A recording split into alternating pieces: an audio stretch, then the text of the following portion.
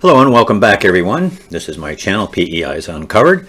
And for any first-timers or those who need a reminder, my name is Jim Shepard, and I am the author of the P.E.Eyes Ben and Vern Detective Novel Series. We're going to discuss a number of things today, which got me all excited. And what really has me excited is the announcement that my latest book, number 8 in the P.E.Eyes series, entitled Eye for an Eye, is now available. You can get a signed copy of this book by contacting me personally. I'll either ship it to you or deliver it to you, depending on where you are. Or you can go directly to Volumes Publishing, and that link will be established at the end of this program. The other thing I wanted to say is that I'm going to have a contest for this book. One lucky winner is going to win this signed copy, and we'll get more on that in a few minutes. Now, how many of you out there are animal lovers? Quite a few, I would expect. And how many of you are dog lovers? Well, again, there'd probably be quite a few of them. Well, in my family, there are more dog lovers than non-dog lovers. Okay, my daughter and son-in-law have a beautiful dog. My son and his wife have a beautiful dog. We had a beautiful dog who sadly passed away several months ago, and my wife, who is a consummate dog lover, has had dogs all her life, has been pining over the loss of this dog, and she wants another one. Well, I have to say that I'm not really a dog lover. Now, I've loved the dogs that we've had, but I don't, except for my granddoggers, who my daughters and my son have, I'm not really into dogs. I've had several experiences with dogs that have left a bad taste in my mouth, and really I could go either way on a dog, but my wife is adamant about getting another one, and it's getting tough for me. And why, you say, do you not care much for dogs? Well, it goes back a long time. I've had some pretty bad experiences. I was attacked and mauled by a Rottweiler. In my capacity as a private investigator, I was serving documents to a woman who turned her Rottweiler on me. He attacked me from behind. I didn't know he was coming, and he grabbed my arm and pulled me to the ground, and he was chewing away on my leg and my arm and everything else. And had my wife not been there, I probably wouldn't be here today. That was a horrifying experience for me. That sort of thing is, picture this. I told you my wife is a dog lover. Okay, now picture this. I'm home, asleep in bed. My wife is downstairs, and God knows what she was doing, but apparently she was microwaving a sweet potato.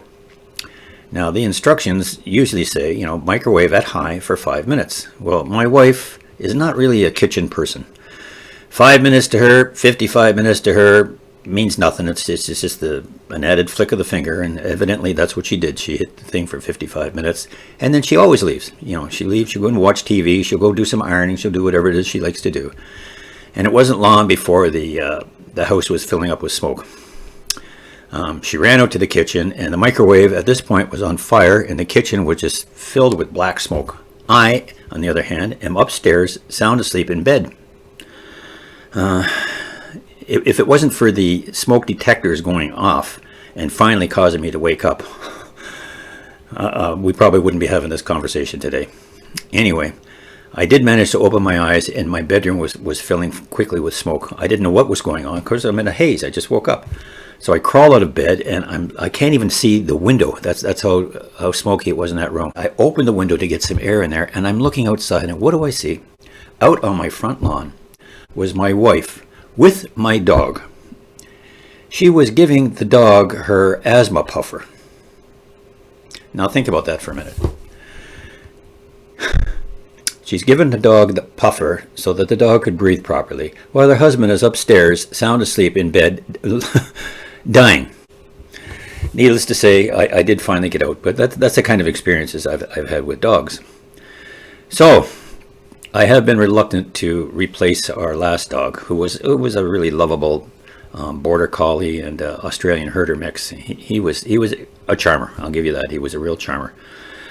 But when he finally passed, I thought to myself, well, now I'm going to have some time where I don't have to worry about a dog.